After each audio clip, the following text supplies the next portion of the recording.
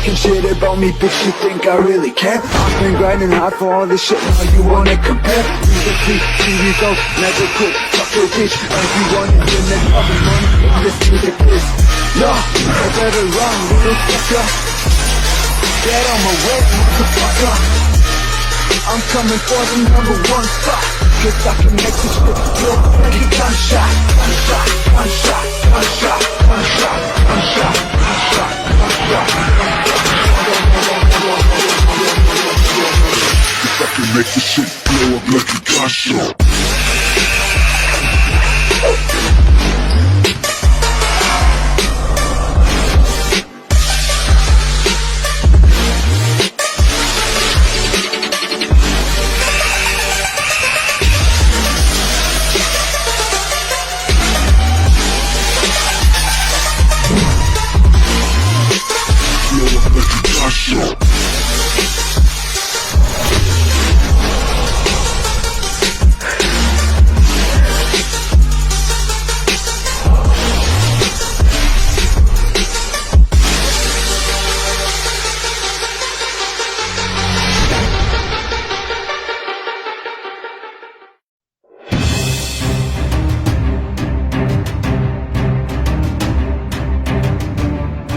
Porque ahora ya no existen fronteras y gracias a la tecnología podemos estar más cerca.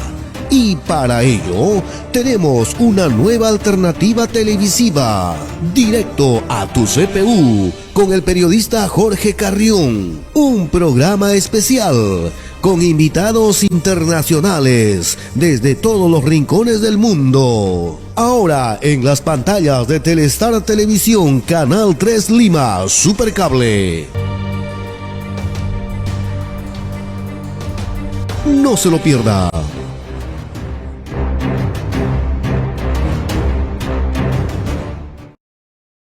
Hola, hola, bienvenido a Directo a tu CPU por Telestar Televisión Supercable Canal 3 y por Virtual Televisión, tu mejor alternativa a esta hora del día. También estamos por Canal 11 en Huancayo, Canal 3 Supercable a nivel de Lima Metropolitana. Una alternativa que nos permite comunicarnos con el mundo gracias a la magia de Internet. En esta ocasión vamos a tener varios invitados ubicados en diferentes lugares de nuestro continente, para visibilizar de alguna forma lo que va a ser nuestro encuentro, misión honoris causa, a realizarse en la ciudad de Lima en el mes de noviembre. Y para ello, pues vamos a comenzar con las damas. Nuestra dama invitada de hoy se encuentra en Caracas, Venezuela.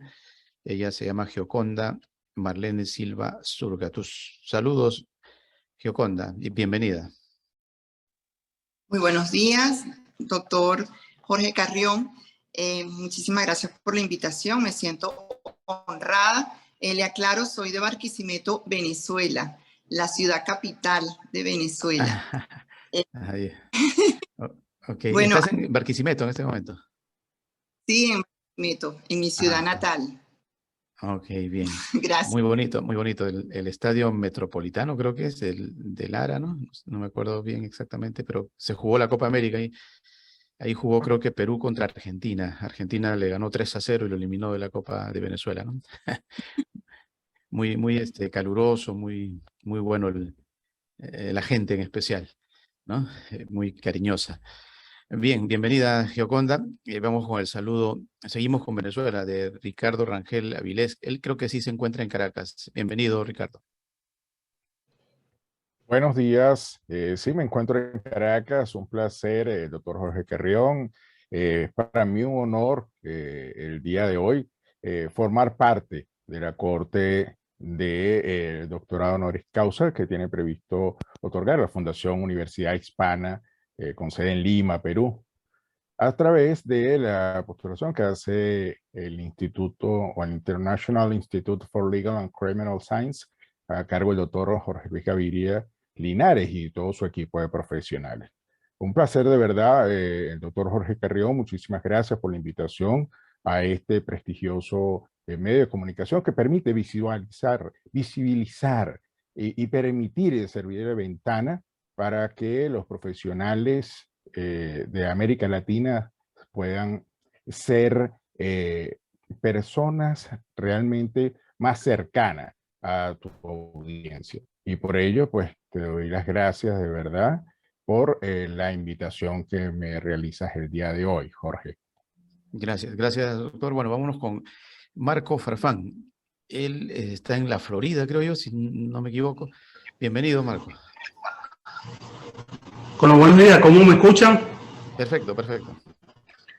Ok, bueno, para mí es un honor, esto es gratificante y esto es un privilegio ser un base de esta plataforma internacional que de una u otra forma nos dan esa voz de aliento para nosotros abocarnos a lo que es los derechos humanos, porque es la percepción de la vida, ¿no?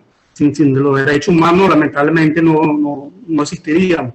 Y gustosamente les agradezco a todos ustedes por este interés, por involucrarnos y por el seno de esta plataforma, involucrarnos de manera científica, de manera jurídica, porque somos galardonados y queremos entonces hacer un compromiso con nuestra sociedad, con nuestra familia, con nuestra patria, de poder nosotros hacer pequeñas células a nivel internacional y fomentar a todas esas personas que por alguna u otra razón tienen necesidades, y para eso estamos nosotros. Nos estamos formando desde la infancia, desde la parte adulta, para ser nosotros autores, ser un protagonista de esta obra de arte maravillosa que es la que nos permite Dios darnos vida, darnos salud y darnos todas esas herramientas para poderlas nosotros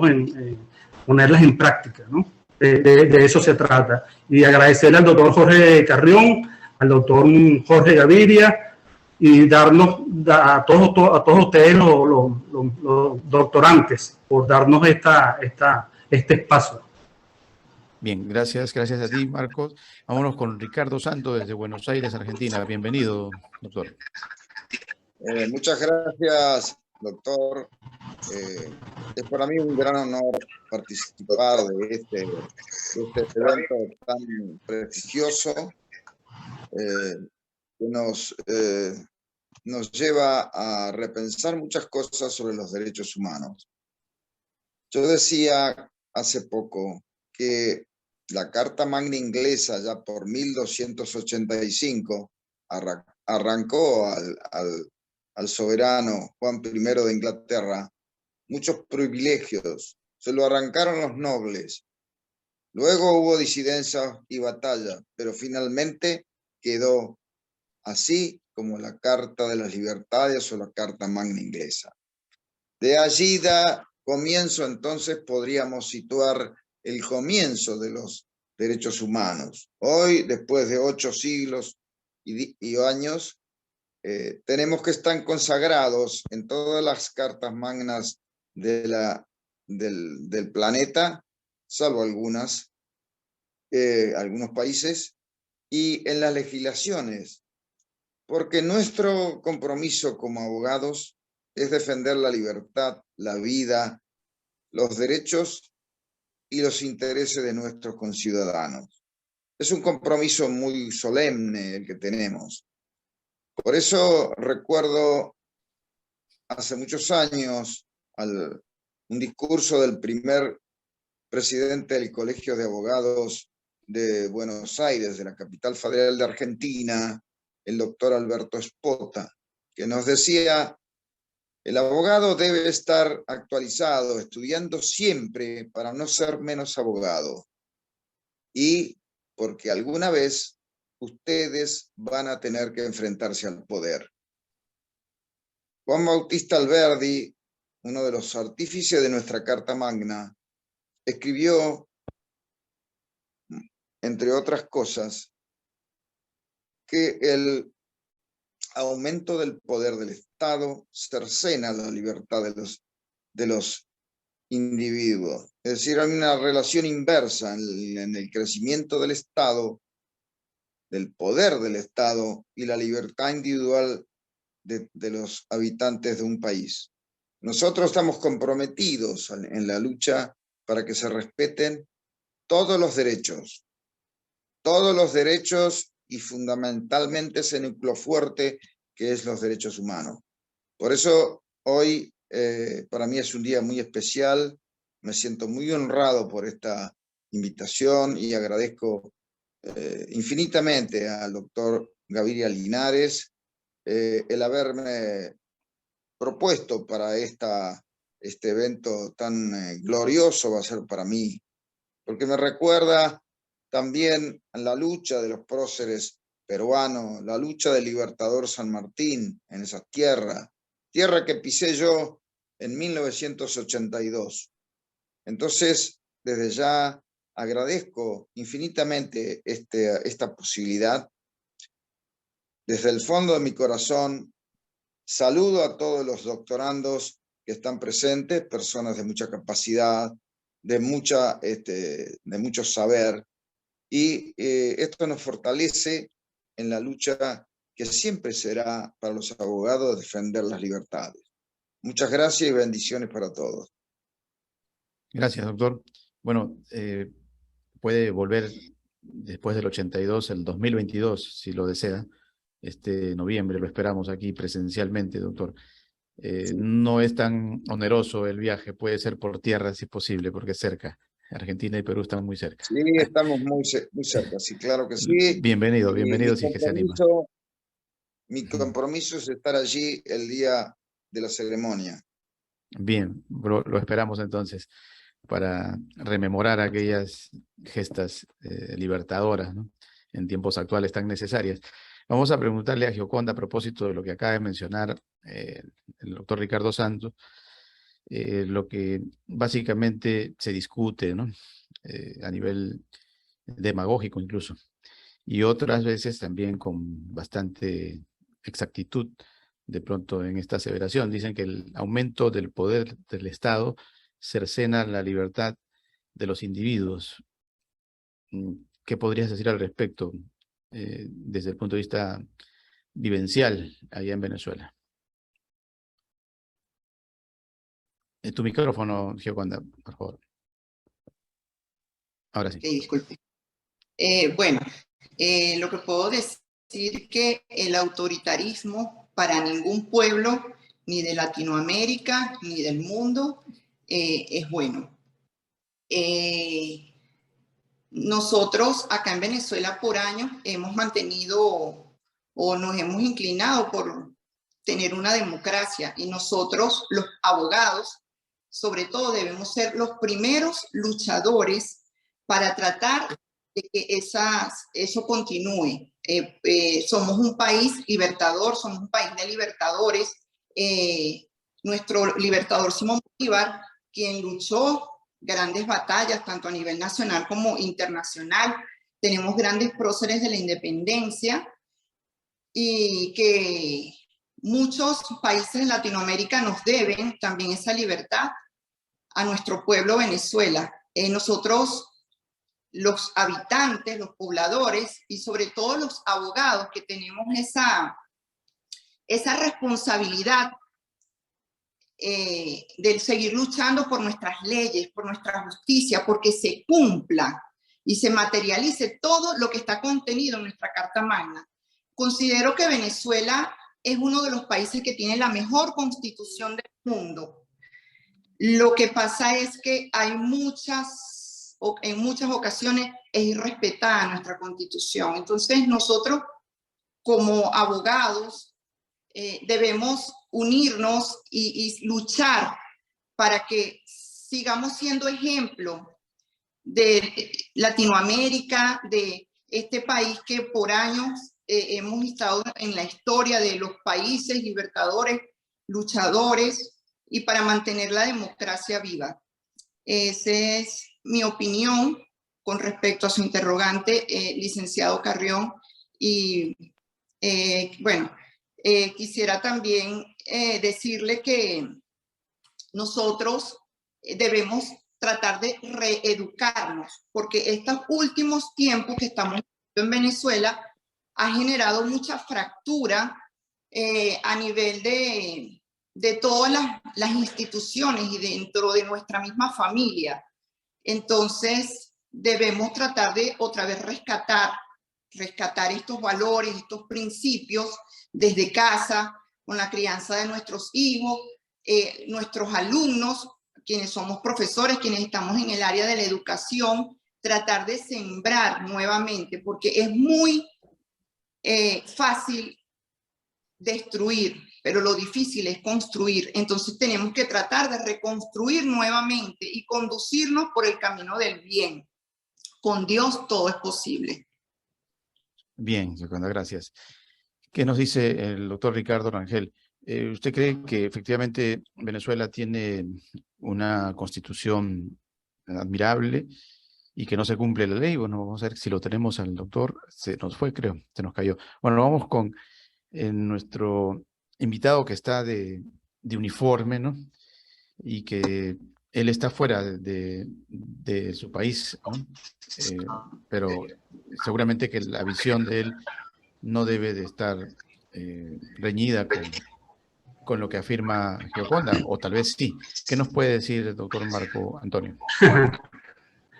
Sí, bueno, yo pienso que el ser humano, ante todo, debe ser creyente de Dios. Y más allá de eso, debe tener una base sólida con su familia, bueno, que es la base fundamental de la sociedad. Y más allá de eso, esa persona tiene que ser honesta, esa persona tiene que ser humilde, esa persona tiene que ser empática con los demás. Y de allí empieza, yo pienso que ahí empiezan los derechos fundamentales o los derechos humanos. En mi caso particular, crecí en democracia y aposté siempre a la democracia porque los gobernantes de turno siempre están en la palestra y, como dice, las instituciones quedan, ¿okay? Y los gobernantes o los políticos pasan. Entonces, yo pienso que una persona que no respete al otro, en el caso específico de Venezuela, donde la dictadura es un sistema que es dañino, es como un parásito, lamentablemente todos los espacios van a estar cercenados, van a estar cerrados, no vamos a tener siempre un techo, porque es un solo pensamiento y debemos tener una diversidad no solo de colores, diversidad de pensamientos, porque cada persona es distinta una al otro, no podemos comparar una persona con el otro. Entonces allí lamentablemente hay un quiebre en lo que es la gestión o lo que es el derecho fundamental de esa persona a su libre pensamiento. Y si decimos algo que no es un respeto a la raza, a la edad, a la religión, a todo lo que son las creencias, lamentablemente entonces estamos respetando al otro. Y hay que recordar, como dicen, que el respeto termina donde comienza el derecho del otro. Entonces no podemos ser entonces violentos con esta forma de grosera de gobernar a nuestros pueblos. Creemos entonces que hay personas que dicen que el pueblo merece a sus gobernantes por lo que tienen, ¿no? Pero a veces ese voto popular que se realiza es violentado en las urnas electorales y lo desvían a un sistema que no es el más grato. O a veces los mismos políticos, una vez que llegan al poder, todas esas promesas, todo eso que se dijo en algún momento, no lo cumplen. Entonces, ya cuando están en el poder y cuando tienen secuestrado a todos los poderes públicos, imagínense lo que es el ejecutivo, el legislativo, el electoral y todos aquellos, el judicial, lamentablemente todo encaminados en una sola persona, lamentablemente por ahí no van las señales. Entonces creo que podemos revisarnos, podemos solventar ciertas estrategias mediante la democracia. Entonces, aliado 100% a la democracia. Bueno, en la actualidad se discute en varios países esta situación de cambiar la Carta Magna y que la Carta Magna va a ser la solución a los problemas. Sin embargo, Venezuela lo hizo hace muchos años, ¿no? Cambió su Carta Magna y, como dice Gioconda, quizás sea una de las mejores, y la crisis se ha mantenido. Lamentablemente parece que la Carta fuera la culpable, algunos podrían decir eso, ¿no? Y mientras que por acá tratan de decir lo mismo y cambiar la Carta Magna en Chile, en Perú, en diferentes lugares. ¿Qué nos puede decir el doctor Ricardo Rangel al respecto? ¿Qué podemos hacer para comprender cuál es la opción más adecuada en torno a esta discusión. ¿Es la Carta Magna realmente la fórmula para el cambio? Con el ejemplo de Venezuela parece que no fuera así. Gracias, doctor Carrión. Es sumamente interesante su pregunta, porque eso nos permite a nosotros entrar en una materia sumamente indispensable que el colectivo entienda. Cuando nosotros hablamos de la Carta Magna, de las constituciones de cualquier país, y sobre todo cuando entramos en procesos de analizar lo que es el espacio latinoamericano, encontramos que todos y cada uno de los pueblos escriben en esa norma, escriben en esa ley. No el país que tienen, escriben el país que quieren, el país que hay que forjarse, el país que hay que trabajar día a día. Y por ello, indefectiblemente me llega a la mente aquella frase que nos habla de que la democracia depende de la calidad de sus abogados. No podemos nosotros ver procesos democráticos en los cuales no estén presentes los abogados y abogados que estén formados, abogados que efectivamente tengan la conciencia clara de lo que es el Estado de Derecho, de lo que es la intervención el colectivo en su destino, en lo que ellos quieren como país, la visión del país. Eso es lo que nosotros colocamos en la Carta Magna.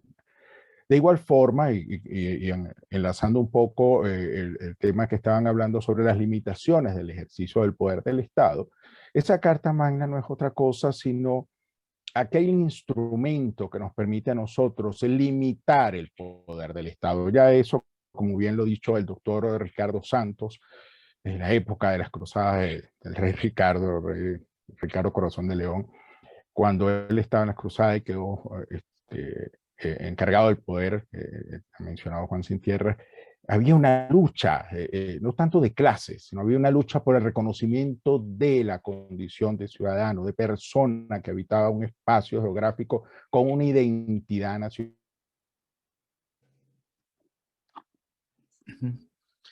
Bien, parece que se cortó la señal de Caracas con el doctor Ricardo Rangel Avilés, pero interesante lo que nos está planteando respecto a la Carta Magna. ¿Qué nos podría agregar, doctor Ricardo Santos?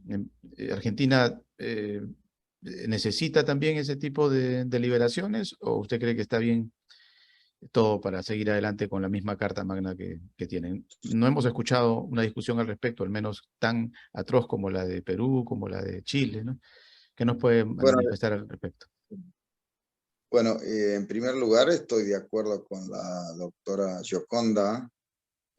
Venezuela tiene una Carta Magna muy explícita, muy detallada y que deja poco lugar a la interpretación de aquellos que están acostumbrados a cambiar con sus palabras los mandatos de la Constitución.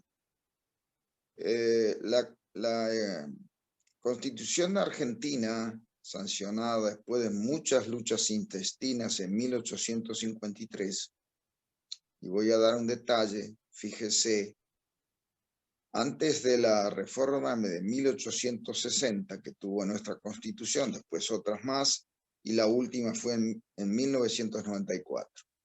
Antes de la reforma de 1860, el artículo 18 de la Constitución Nacional, que es el núcleo de las garantías individuales, decían: quedan prohibidas las ejecuciones a cuchillo y lanza. Quiere decir esto que estamos en un país semibárbaro, porque quien ejecuta a cuchillo y lanza deben poseer muy poca cultura. Entonces, sí que Argentina necesita una reforma constitucional. La de 1994 tuvo aspectos útiles, pero fue fundamentalmente, yo diría, de poca calidad ciudadana, porque se hizo en función de otorgar un tercer mandato a un presidente. Argentina pasa en estos momentos una crisis porque no se están respetando todas las garantías constitucionales y los derechos humanos. Tenemos mucha pobreza, tenemos indigencia, nunca antes vistas, y esto hace que fundamentalmente el derecho allí no llegue, porque el derecho, la función principal del derecho es lograr la paz social, porque si no volveríamos a las ejecuciones de cuchillo y lanza. Entonces, sí que hace falta en Argentina, pero una reforma, yo diría que tendríamos que tomar el sentido de la de Venezuela, para que después no haya interpretaciones personales, ideológicas, que entorpece y contamina lo que nuestros próceres han soñado. Yo digo, estoy cansado de escuchar que debemos definir el país que queremos. No, señores, no debemos, ya lo definimos en la Constitución, en nuestro preámbulo de la Constitución.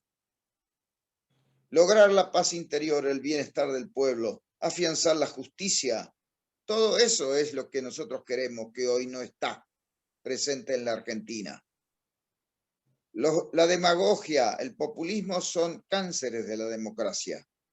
Entonces, esos males que hoy padecemos es porque una ideología que no es más que un conjunto de creencias fundada o creada por un grupo que pretende ser dominante y que pretende modificar la realidad según su punto de vista, que siempre será estrecho y será parcial, ha inundado el continente, diría yo, porque hoy se ha expandido el populismo.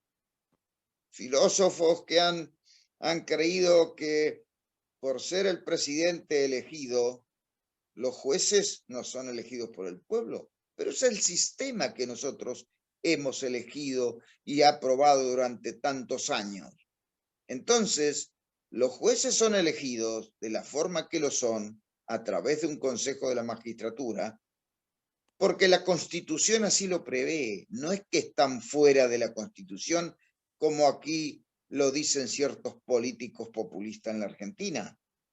Entonces, hay que repensar mucho esto, pero sobre todo, hay que invertir más en la educación, porque el soberano debe educarse, debe tener la conciencia, el saber elegir, no por la prebenda, no por el plan social, no por el plan alimentario que les dan. Eso es lo que se induce ahora en la Argentina. Entonces, una mayoría que primero es empobrecida justamente con esos bajos fines políticos y después se lo toma como cliente, como clientela electoral, deforma, desmerece la democracia. Nosotros tenemos que pensar en la república con división de poderes, con publicidad de los actos de gobierno, responsabilidad de los actos de gobierno. Le voy a hacer un comentario. En la provincia de Buenos Aires, donde yo vivo, donde yo nací, es la provincia más importante, más grande, más poblada de toda la República Argentina. Fíjese que tenemos una superficie de más de 380.000 kilómetros cuadrados. Y es el 40% del padrón electoral de la República. Entonces, en la provincia de Buenos Aires, las reformas que se hicieron en ese momento, 1993-94, fueron todas amañadas para permitir la reelección del presidente que iba por su tercer mandato y por los gobernadores que también querían más mandatos cuando la Constitución originaria le permitía a algunos un solo mandato sin reelección y a otros 2 definitivamente. Pero aquí se ha apoderado el sentimiento, el poder, la soberbia de querer seguir siendo permanente en el ejercicio del poder. O sea, siempre. Aquí el presidente Enrique Cardoso de Brasil, un hombre sensato, un estadista, dijo que él estaba de acuerdo con dos mandatos, pero tercero dijo es monarquía. Y eso es lo que se busca. Acá el presidente parece ser tener el poder omnímodo y todos tienen que subordinarse. No, señores. El sistema republicano que prevé nuestra Constitución hace la división en 3 poderes. Y los 3 poderes tienen que funcionar armónicamente.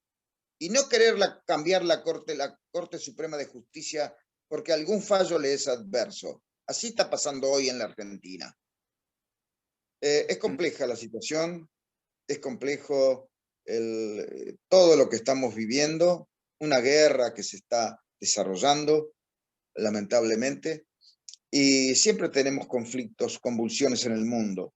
Descuidamos el factor ecológico que nos va a traer catástrofe y nos está trayendo catástrofe, y lamentablemente también la salud. Y entonces tenemos que se gastan inmensas fortunas en crear armas de destrucción masiva, pero no en la educación no se invierte, pero en la salud no se invierte.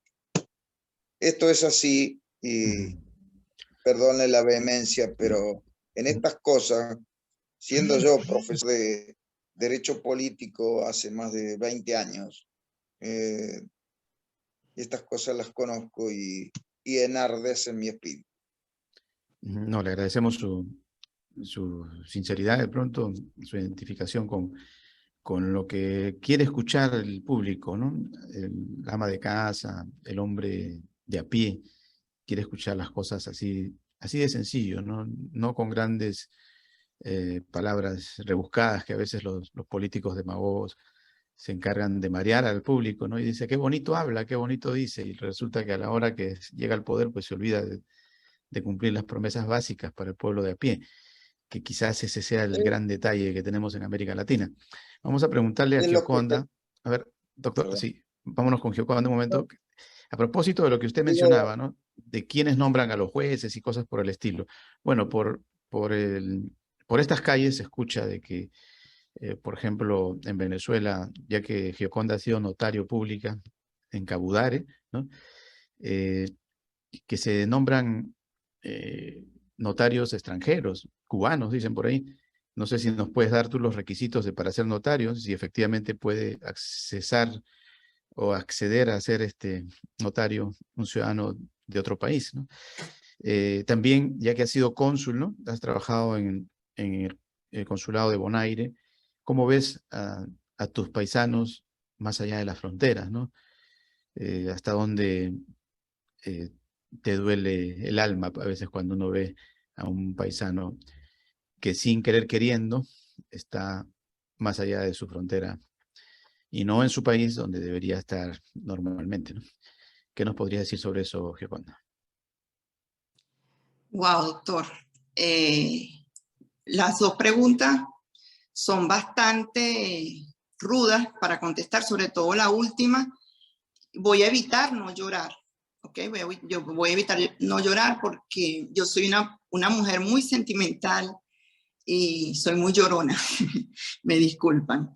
Bueno, con respecto a los notarios públicos acá en Venezuela, cómo deben ser nombrados según nuestra legislación, existe lo que son la Constitución ante todo, ¿verdad? Luego vienen las leyes especiales, las leyes orgánicas, perdón, leyes especiales y otras leyes para lo que son en mi época de notario, que fui notario entre el año 2005 al 2008, nos regíamos, o las notarías eran institutos autónomos, tal cual como lo está diseñado en la legislación venezolana. Y para ser notario se requiere, o se requería ser abogado, ¿verdad? Tener 5 años de graduado, asistir a un concurso, entre otros requisitos, presentar una fianza que era algo onerosa. En mi época fueron 2 millones de bolívares la fianza que presenté. Sin embargo, hoy en día 2 millones de bolívares, con esta devaluación que hemos tenido constantemente, se le han eliminado cualquier cantidad de ceros a la moneda y esos 2 millones ya vienen siendo centavos. Ahora bien, en mi época de notario decía que era por concurso y sin embargo, si lo puede observar ahí en mi currículo, yo fui notario, ¿cómo se le decía? Suplente, interino, perdón, notario interino, precisamente porque no fui por concurso. Para aquel entonces fui nombrada en virtud que desde que estudié Derecho, siempre, bueno, antes de ser abogado, soy también TCU en Administración Mercadotecnia, trabajaba con lo que era la parte de la publicidad de la Universidad Fermín Toro, de la cual egresé en 3 oportunidades. La Universidad Fermín Toro tiene un eslogan muy sustancial que es Educación para los Valores Humanos. Y la Universidad Fermín Toro también tiene una fundación y dan becas de estudio. Fui favorecida en esa época mediante una beca de estudio y luego continué estudiando y trabajando para la universidad, haciendo como especie de un convenio, le hacía publicidad a ellos y estudiaba. Luego, claro, me di a conocer, soy una persona que me gusta trabajar. En aquel momento conocí muchísima gente relacionada en la política y me postularon. Entonces logré ingresar a las filas del Ejecutivo Regional. Siempre he pensado, porque de hecho tengo un padre que fue militar y luego fue policía, fue funcionario del 6CPC, hoy en día está jubilado. Mi papá me enseñó esos valores de lo que es ser un funcionario público, que un funcionario público debe ser las 24 horas del día, debe tener ética, debe tener moral, debe ser una persona correcta, que después que uno no esté en el cargo lo señalen como un corrupto, como mira aquel, que uno pueda salir a la calle después que no esté en el cargo y tener su frente en alto porque uno es respetado, porque ha sido ya una figura pública, ha sido un funcionario público pero respetable, y esos valores me los enseñó mi padre en casa y así he sido. Gracias a Dios y a esa formación familiar. Bueno, cuando llego a ser notario público fue precisamente porque me seleccionaron o me nombraron porque ya venía de hacer otro cargo público y el Ejecutivo Regional estaba satisfecho con mi trabajo y me ascendieron ofreciéndome un cargo de mayor relevancia, que era un notario público. Para aquel entonces se respetaban las leyes, pero no para llamar a concurso para ser notario, sino que era un instituto autónomo. Era un instituto que había sido creado, la dirección era el Ministerio de Interior y Justicia. Sin embargo, posteriormente, estando yo todavía como notario, contrataron un sistema que debe ser, eso a lo que usted se refiere, doctor Carrión, es el sistema SAREN, que es manejado presuntamente es manejado por cubanos. No me consta, siempre se ha informado, se ha especulado o se ha relacionado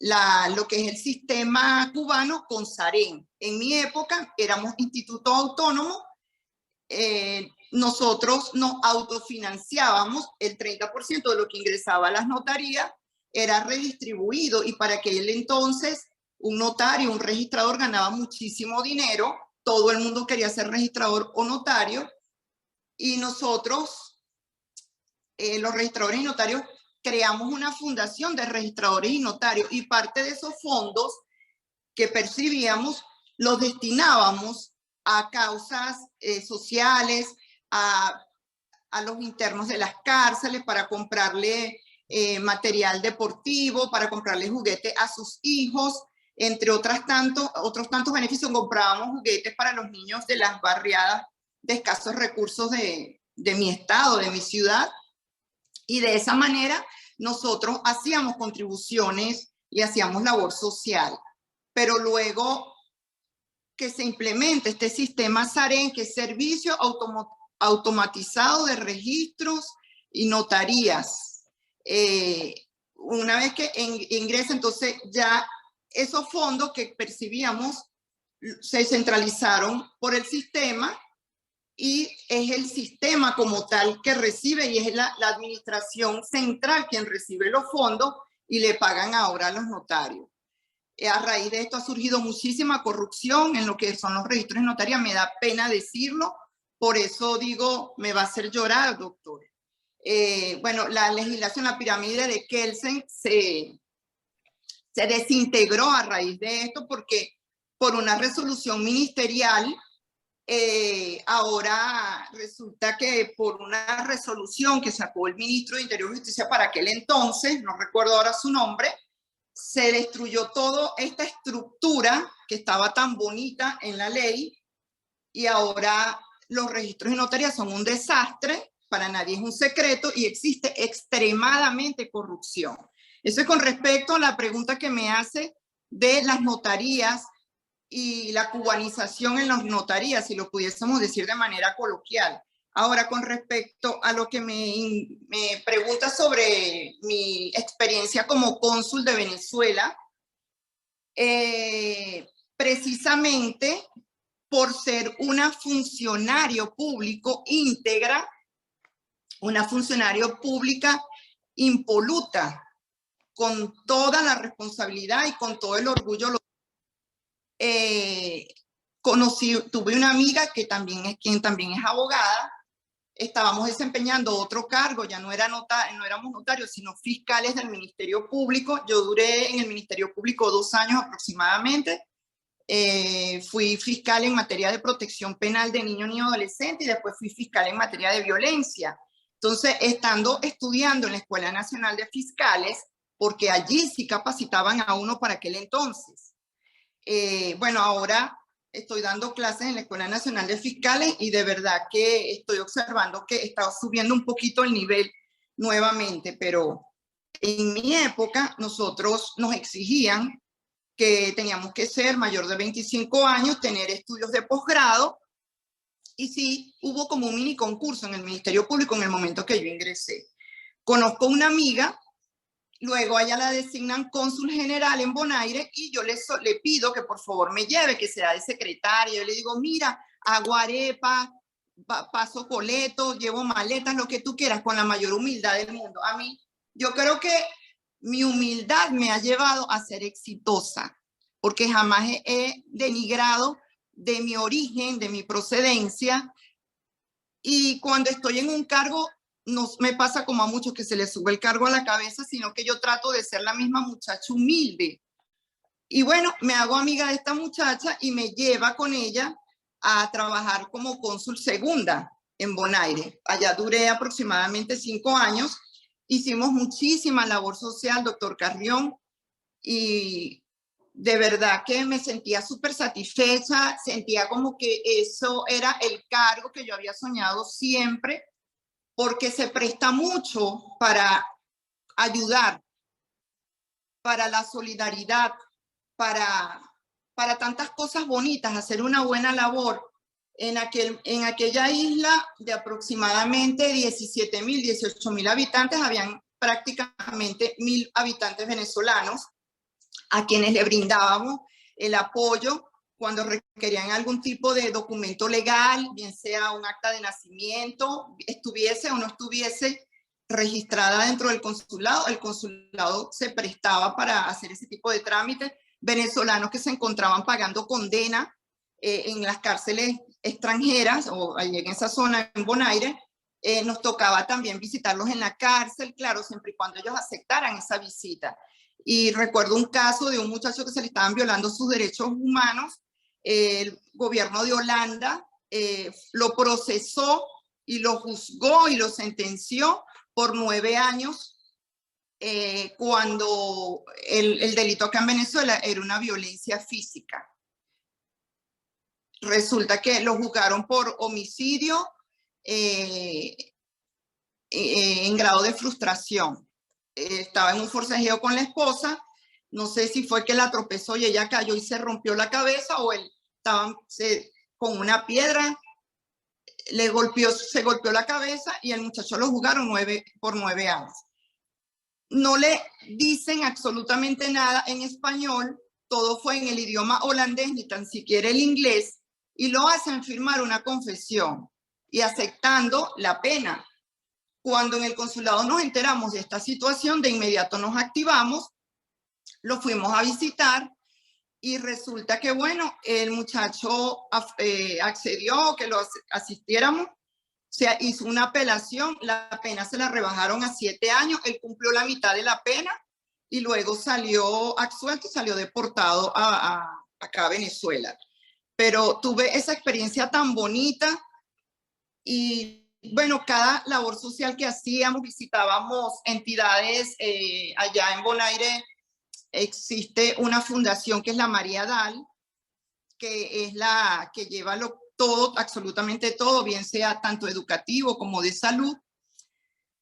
Los ancianatos y todas estas instituciones las visitábamos, llevábamos kit de higiene, le llevábamos comida, le llevábamos música, le llevábamos encuentros culturales, hacíamos actividades tan bellas, pero tan bellas. En aquella época, aquí en Venezuela estábamos pasando por momentos muy, pero muy difíciles. Creo que fue cuando empezó la mayor crisis en Venezuela, en el 2017, que no había comida en los anaqueles, en las farmacias no existían, no se conseguían medicamentos, y paré de contar. Para nadie es un secreto que eso sucedió aquí en Venezuela en el 2017. Se les imputa la responsabilidad a diversas causas, a el bloqueo, a tantas situaciones que se les imputaba esa mala situación que estaba pasando a Venezuela, y estaban quedando muchos niños abandonados en la calle, niños que eran abandonados en los hospitales, niños que eran abandonados en cajas de zapatos en las calles, los dejaban ahorillados en las carreteras, los metían en cajas de cartón. Y en una de estas, cada vez que yo venía a Venezuela, trataba de traer medicamentos, pero en el exterior no es como aquí en Venezuela, que uno va a la farmacia y puede comprar cualquier tipo de medicamento y se lo venden sin orden médica. En el exterior, bien, en cualquier otra parte del mundo, siempre solicitan una orden médica. Había corrido con la suerte que había un médico venezolano que era director de cirugía de ese hospital, María Dal, y era quien me firmaba los récipes, y yo compraba los medicamentos de mi bolsillo y los mandaba para acá, para Venezuela, los mandaba con cualquier familiar, con cualquier conciudadano que venía y le decía, por favor, lleva esto, y después que estaba aquí en Venezuela el paquete, pues los mandaba en los barquitos. Allá en Bonaire llegan unos barquitos con frutas, con harina, con productos venezolanos, y luego cuando ellos regresan, uno les da, qué sé yo, $20, $40, depende de la carga, y ellos nos ponen o nos ponían la mercancía aquí en Venezuela. Y yo aprovechaba y mandaba esos medicamentos que los costeaba con mi propio bolsillo. Y bueno, en una época, doctor, llegué a Venezuela y encontré un caso muy, pero muy triste de un niño quien lo estuve atendiendo hasta la hora de su muerte. Lo quise adoptar, pero lamentablemente los procesos de adopción son un poco engorrosos, hay que seguir ciertos procedimientos. Yo estaba en la escuela de padres, en los programas de familias sustitutas y familias abrigo, y resulta que, bueno, me llamaron por ese niño de una ONG acá en Venezuela. Fui, vi el niño, pero estaba en muy malas condiciones. Si me lo llevaba, el niño me podía fallecer en los brazos, porque en las islas la asistencia médica no es la más idónea. Ellos siempre, por ejemplo, en este caso, en Bonaire, cuando sucedía algún hecho de una tragedia, alguna cuestión de salud, El paciente era remitido bien sea a Holanda, a Colombia, a Curazao, a otra entidad para ser atendido, ya que la medicina no es tan... No es como aquí en Venezuela, pues que los mejores médicos, y me los digo con orgullo, tengo muchísimos amigos médicos, los tenemos acá en Venezuela. Entonces, no, el niño lamentablemente falleció, pero después encontré otro caso similar, me hice responsable de ese caso y a raíz que me responsabilicé de esa niña, porque si no la atendía, moría, sufría de 7 patologías. Había sido diagnosticada alto riesgo biológico. Había sufrido septicemia, anemia del prematuro, retinopatía, un soplo cardíaco, tenía un angioma cavernoso en un glúteo y había sufrido una hipoxia al momento de nacer y su madre la dejó abandonada a los 20 días en una incubadora. Llegó a Venezuela, me consigo con ese caso tan patético y yo dije, me llamaron para ver si yo podía ayudar y yo digo, sí, yo me quiero hacer responsable de la niña. Bueno, a raíz de esta situación, me levantaron un informe, me metieron un abandono de cargo y me botaron del consulado, me metieron abandono de cargo. Hoy en día esa niña tiene 5 años y es mi hija de corazón, Rachel Estefanía. Me llena de mucho orgullo decirlo y se lo grito al mundo. Y quisiera que existiesen más personas que se abocaran a este tipo de casos, porque la vida de nuestros niños, y sobre todo en esa época cuando llegué a Venezuela, que estaban siendo abandonados, yo no podía voltear la cara y mirar para otro lado porque yo era la cónsul y yo no tenía necesidades, porque yo en ese sentido de verdad jamás he perdido la perspectiva de la vida. Por eso quiero agradecer ante todo a Dios, a mi familia por mi padre sobre todo, mi madre por haberme formado con estos extraordinarios valores que considero que poseo, a la Universidad Fermín Toro, donde me gradué como abogado y egresé en 3 oportunidades, a la Fundación Universidad Hispana por haberme permitido la oportunidad de estar aquí con ustedes y obviamente no puedo dejar pasar a nuestro doctor Jorge Gaviria y al International Institute for Legal and Criminal Science por haberme designado directora interinstitucional y coordinadora en Venezuela. Ese instituto es parte de mi vida, lo amo y parte de lo que soy se lo debo a ellos. Tenemos aproximadamente 2 años y desde ese entonces estoy con ellos, pero mi rumbo cambió nuevamente acá en Venezuela, precisamente porque a raíz de todas estas situaciones que estamos viviendo, yo no he querido, me han postulado y no he querido tomar ningún otro cargo público porque me siento decepcionada, yo digo, yo no he estudiado o no he trabajado para estar así como estamos ahora. Yo digo, quiero seguir como estoy, en el libre ejercicio, trabajando con el Instituto Escuela, direccionándolo y atendiendo a mi familia, ya que los cargos públicos, la administración pública absorbe mucho tiempo en nuestros horarios y para nadie es un secreto que son muy mal pagados los funcionarios públicos hoy en Venezuela. Entonces, por eso digo que parte de lo que soy ahora y este gran logro que obtengo el día de hoy se lo debo al International Institute for Legal and Criminal Sciences. Bien, doctora, le agradecemos por su testimonio, por esa identificación humanitaria, precisamente en derechos humanos, ¿no? Qué mejor testimonio de lo que significa los derechos humanos que lo que hemos escuchado de usted en este momento, y así de directo y claro, dedicado especialmente a aquellos que no creen que tenemos en la actualidad profesionales verdaderamente identificados con lo que en algún momento se les inculca a través de los claustros universitarios, pero más allá de los claustros universitarios, a través de la casa. La casa tiene que ser la clave también para salir de este atolladero.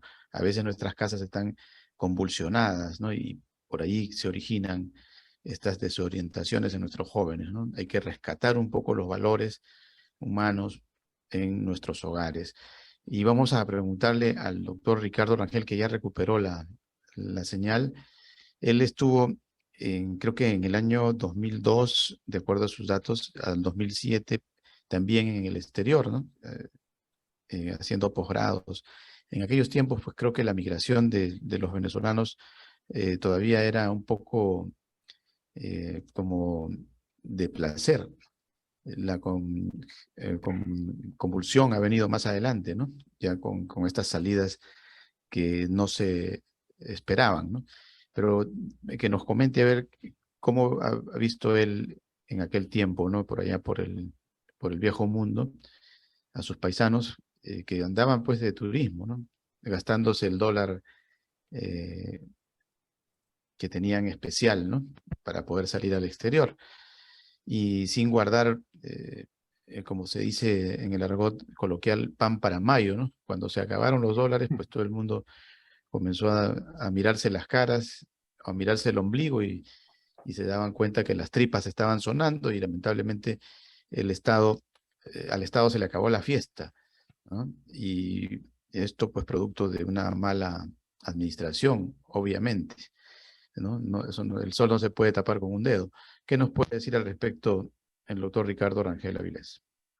Gracias, Jorge. Disculpe ahí la interrupción, pero bueno, es parte de las fallas que tenemos en los servicios públicos y es parte de lo que compromete lo que son los derechos humanos y lo que hoy en día podemos entender que la falla en los servicios, la falla estructural de los servicios compromete el derecho democrático del sujeto a su libre desenvolvimiento, ¿no? Ahora, entrando en materia, Jorge, sí, efectivamente, yo tuve la oportunidad de hacer estudios fuera de mi país, en España, y la primera vez que salí fui con mi patrimonio personal, no hice uso de dólares preferenciales. En aquel momento, cuando yo estaba fuera, fue cuando se implementó el primer control cambiario de la gestión del presidente Chávez. Ahora bien, eso es de larga data, eso no es reciente en Venezuela. Nosotros hemos tenido varios eventos. En principio tuvimos algo que fue Recadi, que fue objeto de muchísima corruptela, porque por supuesto cuando yo le doy a usted una moneda dura subsidiada, pues por supuesto usted va a correr a tomarla, ¿no? Y eso es algo no venezolano, eso es parte humana, ¿ok? Eso es algo que no lo podemos cuestionar. Ahora, la segunda vez que ello ocurrió fue con una institución que se llama Cadivi, o que se llamó Cadivi, y que otorgaba dólares preferenciales.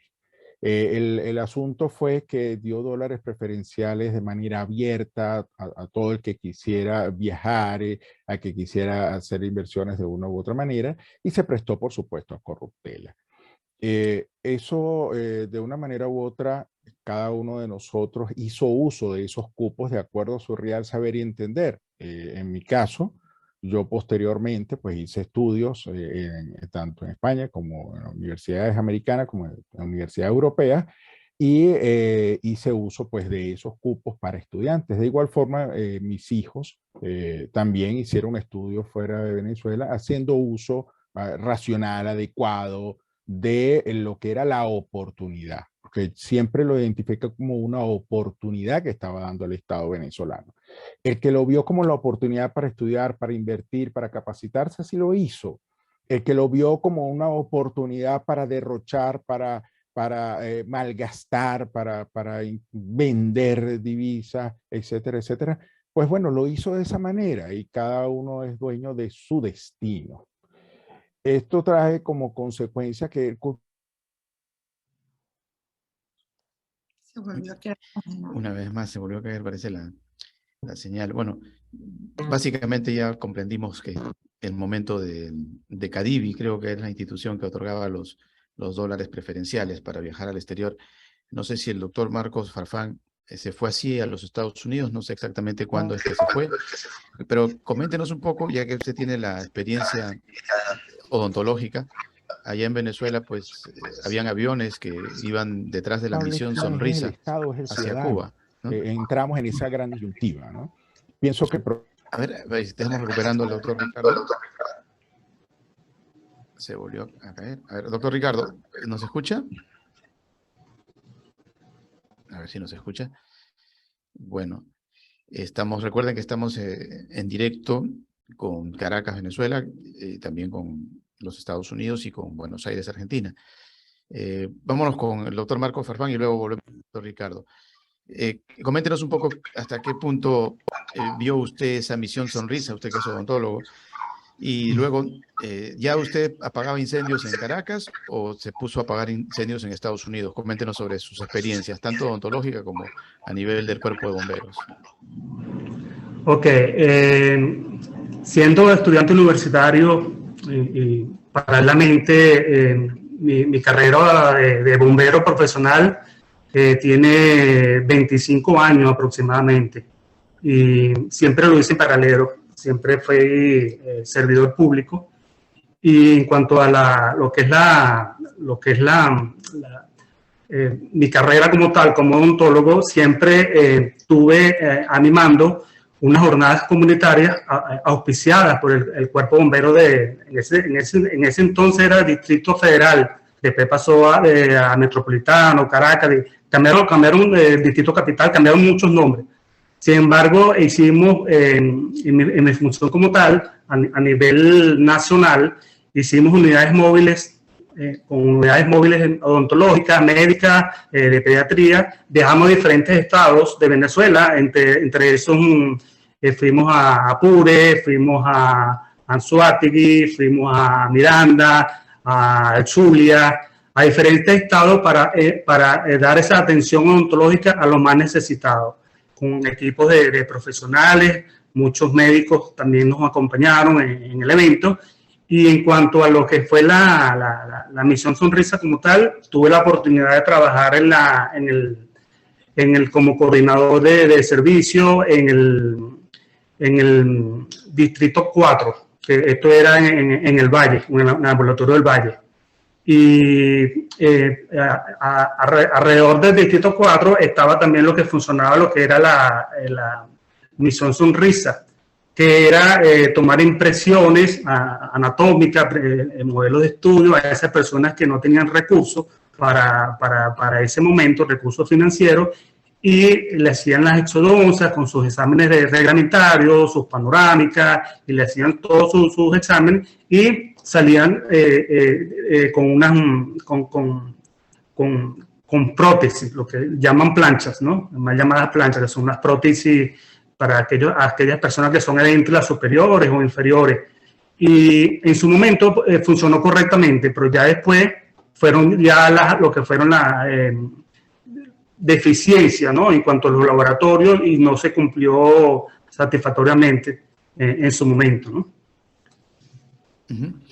O sea que se podría decir que fue algo positivo al 100%, porque algunos lo tergiversaron o lo manejaron desde un punto de vista político, ¿no? Que lo llevaban a Cuba o hacían de que de alguna manera estuvieran los médicos cubanos de por medio. Ok, esta acciones la realizamos con personal venezolano netamente. Después se sumaron odontólogos cubanos, fueron a Venezuela, porque esto fue directamente por el Ministerio de la Salud, la cual hicieron estos implementos y estas jornadas como tal.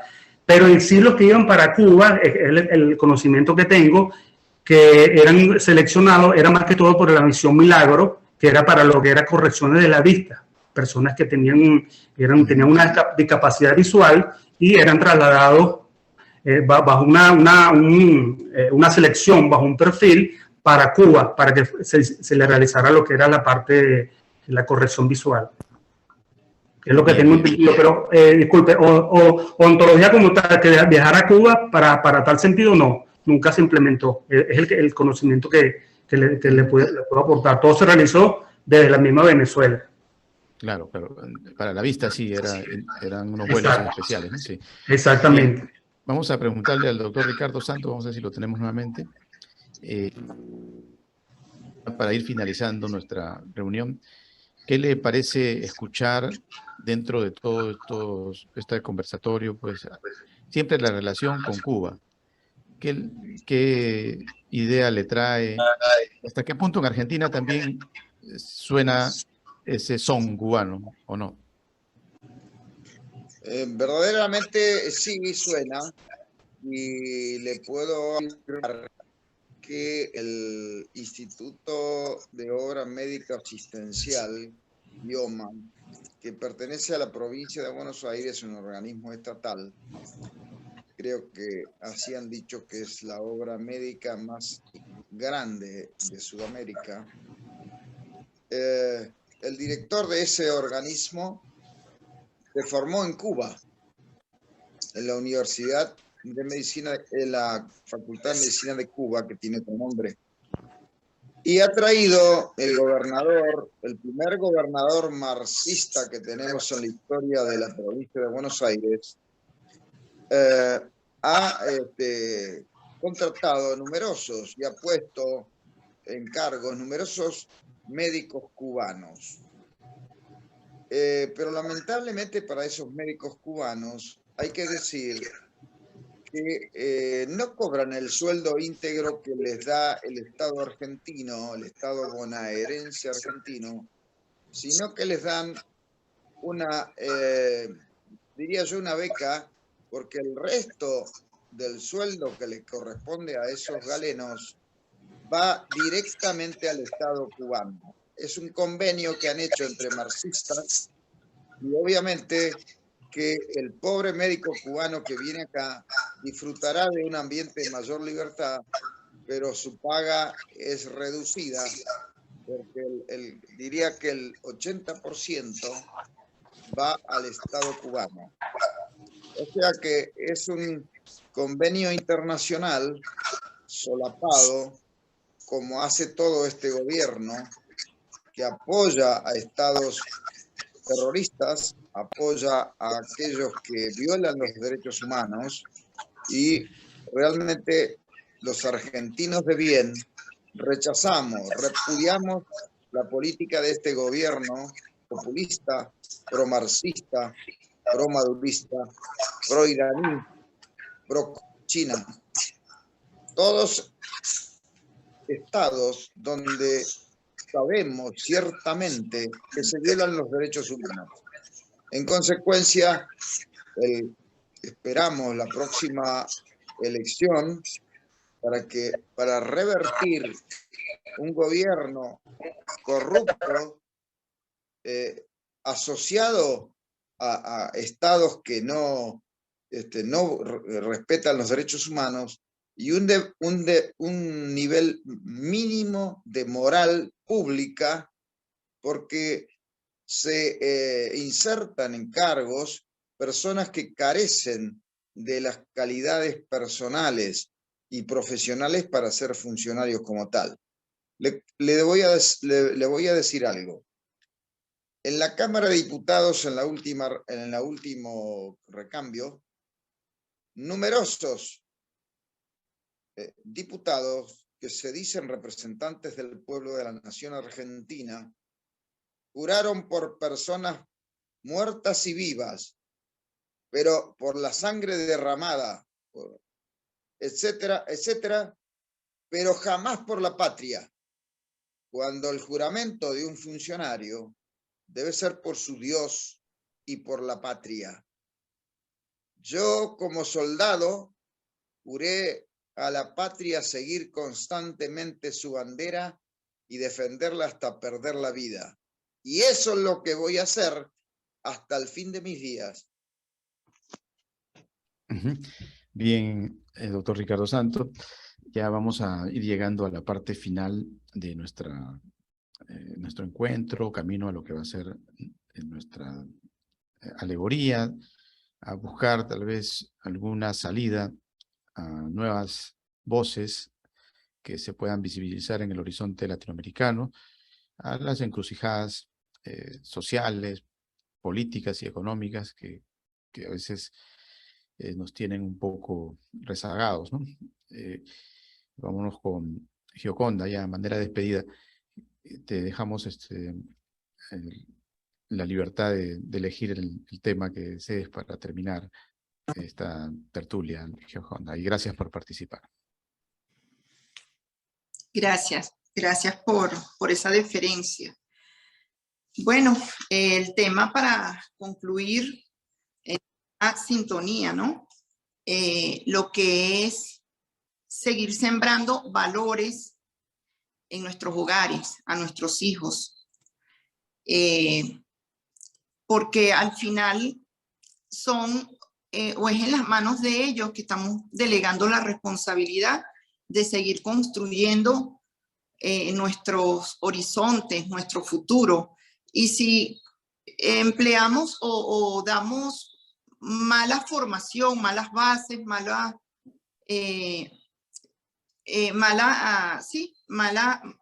fomentamos malos valores a esos seres que vienen detrás de nosotros, a las nuevas generaciones, entonces, ¿qué sociedad vamos a obtener a futuro? Siempre, y me gusta concluir mis disertaciones con que es creada por mí, una frase o una reflexión, fue creada por mí y la coloqué en mi tesis de pregrado como abogado en el año 2002-2003, cuando egresé de la Universidad Fermín Toro, y dice así: a veces lo que hacemos es como una estrella en el sendero, pero el sendero brillaría menos sin esa estrella. Entonces, ese pensamiento, esa reflexión, se la quisiese dejar a nuestros niños, a nuestros jóvenes, y que lo analicemos y lo pongamos en práctica. Y sobre todo, para rescatar los valores y los derechos humanos, tanto a nivel de Latinoamérica como a nivel del mundo.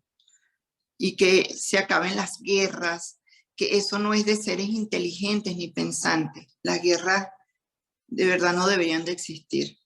Muchísimas gracias. Gracias, Gioconda. Gracias por tu belleza y por tus palabras. Doctor Marco Farfán, su despedida y tal vez alguna reflexión final.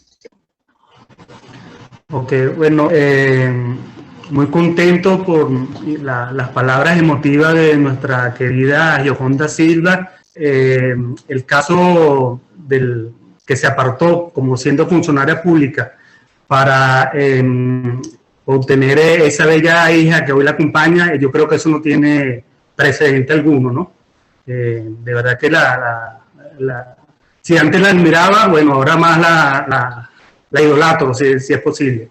Y bueno, a todos los compañeros, a Ricardo Santos, a Ricardo Rangel, al amigo Gaviria, al doctor Gaviria, que me ha dado esta oportunidad para yo estar aquí incursionando, ¿no?, en todo lo que es lo relacionado a los derechos humanos, al doctor Jorge Carrión, por tenerlo acá, por la Universidad Hispana, por darnos o involucrarnos en este sistema que de eso se trata, que seamos voceros del mundo y podamos hacer un cambio de 360 grados, que ese país que está allá afuera nos necesita, que nosotros debemos de alguna u otra forma colocar ese granito de arena para hacer esa montaña robusta, fortalecerla, pero fortalecerla con nuestras esperanzas, con nuestra fe, con nuestros actos, que seamos ciudadanos de bien, y como dice la autora Gioconda Silva, que cree mucho en la familia, que podamos sembrarles para nosotros recoger ese cultivo, esa cosecha. Bueno, y de eso se trata. Y despedirme de ustedes, que es un orgullo y es gratificante ser parte de esta acción por estos derechos humanos. Un fuerte abrazo para todos, que tengan una feliz tarde, un feliz día. Gracias. Casi tarde, ¿no? Gracias. Bien, vámonos con el doctor Ricardo Rangel, que esperemos no se le caiga la señal para que podamos escuchar su despedida. Gracias por participar también, doctor Ricardo Rangel. Sus palabras finales, por favor. Parece que no. Gracias, doctor Jorge Carrión. Le digo... Lo escuchamos. Ok, sí. Siga. Le digo rápidamente, muchas gracias, doctor Jorge Carrión. Lo que es la televisión virtual, excelente herramienta de difusión, gracias a la Fundación Universidad Hispana de Lima. al igual como al doctor Jorge Gaviria, quien fue nos postuló por parte del International Institute for Legal and Criminal Science, por habernos sido postulados para el doctorado honoris causa en Derechos Humanos. En este sentido, te digo, Jorge, que hay que estar claro de que los derechos humanos como tal debemos defenderlos. Eso no viene por añadidura, eso no lo va a reconocer ningún Estado si no es presionado realmente. En consecuencia, es una batalla la que hay que dar del ciudadano y recobrar las garantías que como ciudadanos tenemos derivados de lo que fue el periodo de confinamiento después del año 2020, que hemos perdido mucho, retrocedido muchísimo las garantías individuales. Entonces, es una lucha que invito a todos los colegas abogados de todo el continente, de todo el planeta, para librarla en pro de una mejor sociedad. Menos intervención del Estado, menos injerencia del Estado en los asuntos particulares y tendremos países libres, países educados, países de verdad que respondan a el querer de sus ciudadanos bajo la autodeterminación de los pueblos. Un placer, Jorge. Muchísimas gracias por la invitación el día de hoy. Gracias, doctor. Vámonos con el doctor Ricardo Santos desde Buenos Aires, Argentina. Sus palabras finales, doctor. Gracias por participar. Bueno, en primera instancia quiero agradecer al instituto que nos ha postulado para este galardón, a la universidad, usted también por su grata atención. Y quiero reflexionar sobre la tarea del abogado en cuanto a los derechos humanos. Y en esto comparto lo que han dicho mis colegas preopinantes. Hace falta valor, educación, principios, pero eso tiene que nacer en la familia. Y la escuela, hoy tan deteriorada, la enseñanza primaria tan deteriorada en mi país, porque ya no se enseñan las materias con prioridad, se adoctrina ideológica y partidariamente. Me ha tocado, como abuelo, reclamar ante un jardín de infantes donde iba mi nieta de 4 años, 4 añitos, quejarme en las autoridades de ese colegio porque adoctrinaban ideológica y partidariamente a los niños. Y nos dimos cuenta de esta aberración porque la niña vino llorando a abrazar a la abuela porque tenía miedo que los militares argentinos, que sabemos todos del proceso militar del 76 al 83, hubo de ambos bandos atrocidades. Los militares iban a matar a los padres y secuestrar a los niños. Y en su desesperación esta niñita vino a llorar en las faldas de su abuela, o sea, mi esposa, mi querida esposa. Imagínense mi reacción al tomar conocimiento de esta aberración. Vuelvo a repetir el concepto. Bueno, todo esto tiene que ser erradicado. Como dijo nuestro político, antropólogo, psicólogo, médico, el doctor José Ingenieros, introducir la política en las aulas es un crimen. Bueno, este es el crimen que hacen los populistas. Este es el crimen a los derechos humanos porque afectan a la niñez. Este es el crimen que los abogados debemos combatir con las leyes, con la palabra, con el razonamiento, pero con valentía y espíritu. Yo sufro toda esta situación en mi país porque quiero un país libre, soberano, quiero un país equitativo, quiero un país donde funcione la justicia sin interferencia del poder político.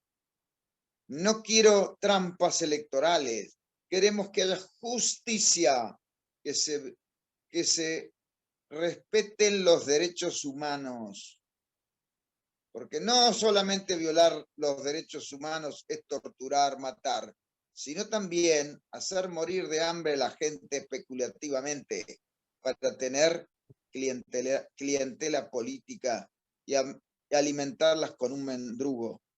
Esto no es democracia, no es república. Por eso que en esta ocasión, en estos tiempos de crisis, el abogado debe refortalecerse sus principios, sus valores y su valentía. Y en esto me secundan muchos hombres que no son políticos, porque yo tampoco soy político, sin por ello renunciar a mis convicciones políticas. Necesitamos funcionarios probos. Tenemos el triste privilegio de tener un ex vicepresidente condenado, una presidenta con numerosas causas y hoy vicepresidenta, quien impuso a un presidente para poder torcer el brazo de la justicia y salir indemne de las múltiples causas de corrupción que tiene, por enriquecimiento ilícito, asociación ilícita. Es vergonzoso para nuestra ciudadanía. Pero aquí estamos, luchando con la palabra, buscando la paz, la concordia y armonía de los argentinos. Este es un país hermoso, grande, bello. Queremos que reflote una vez por todas, porque las malas administraciones aquí abundaron. Dios quiera que nos ilumine y podemos reencauzarnos en el camino de la democracia, de la república, de la honestidad en la función pública, de que se formen mejor a nuestros estudiantes, que no se los utilicen políticamente con la mala política. Por eso que Esteban Echeverría, un prócer argentino de la llamada generación del 37, dijo en tiempos de tiranía: miserables de aquellos que vacilan cuando la tiranía se cierne en las entrañas de la patria. Por eso tenemos que ser virtuosos, no miserables, para luchar por un gobierno, una conducción administrativa y política sana. Eso es lo que queremos la mayoría de los argentinos de bien hoy. Por eso tenemos que fortalecer los derechos humanos. Por eso tenemos que ser más abogados. Por eso tenemos que tener valentía. Dijo otro gran jurista nuestro: si los abogados tiemblan, la población desespera. Nosotros no debemos temblar. Nada más. Y agradezco muchísimo, valoro la reflexión y los principios de Gioconda, de Farfán, de nuestro querido Luis Gaviria. Y vaya mi agradecimiento a la Universidad Hispana de Lima, que espero pronto visitar ese país, tan bello país, que me recuerdan aquellos vals peruanos. La flor de la canela. ¿Quién no se enamoró con esos vals peruanos? Aquí el peruano parlanchín, Martínez, quien siempre nos alegraba en sus audiciones. ¿Cómo no recordar la tierra en que se honró tanto y se honra tanto San Martín? ¿Cómo no recordar y agradecer al pueblo peruano la ayuda que nos prestó en momentos de crisis no hace muchos años? Por eso mi agradecimiento eterno a ese pueblo tan hermoso como es el peruano. A todos ustedes, bendiciones. Que Dios los bendiga, los ayude y los llene de éxitos. Gracias. Gracias, doctor Ricardo Santo. Gracias, doctor Ricardo Rangel, Gioconda Silva, Marcos Farfán. Los esperamos si es físicamente, pues para que se coman un ceviche acá a la orilla del Pacífico, ¿no? Y disfruten de la música de Chabuca Granda, como dice el doctor Ricardo Santos, ¿no? Y de toda esa sinfonía de armonía que tiene Lima, la capital, y que tiene el Perú con su misticismo, con su cultura inca, pre-inca incluso, ¿no? Bueno, nos vamos a despedir, no sin antes decirles que en cualquier momento los volvemos a convocar para cualquier temática latinoamericana, porque necesitamos que estas voces se mantengan presentes. Como diría Gandhi, cuando hay una tormenta, los pajaritos se esconden, pero las águilas vuelan más alto. Así es que, hacer águilas, por si acaso, hay que ser águilas en estos tiempos. Necesarias son las águilas. Un abrazo a la distancia. Recuerden, la cita es por Telestar Televisión Supercable Canal 3 a nivel de Lima Metropolitana, a nivel del centro del Perú por Canal 11 y también a través de Virtual Televisión. Que todo sea felicidad y, como siempre, a sonreír. Gracias, chao, chao, gracias, chao. Grupo Ortiz te ofrece en un solo lugar todo lo que tú quieres encontrar. Consorcio Computelectronic Plaza SAC, donde encontrarás de todo para tu computadora, laptop, tablets. Además, venta y accesorios para celulares. Gimnasio Fitness Planet SAC, con máquinas modernas de última generación para mantenerte en forma. Baño Sauna Spa Aruba SAC. Contamos con cámaras secas, cámaras de vapor, duchas españolas y más. Tu cuerpo y mente merecen relajarse. Cancha sintética Las Terrazas de Ortiz SRL, para que practiques tu deporte favorito. Atención las 24 horas. Grupo Ortiz, te esperamos en la avenida Nicolás Ayón 15498 AT. Grupo Ortiz.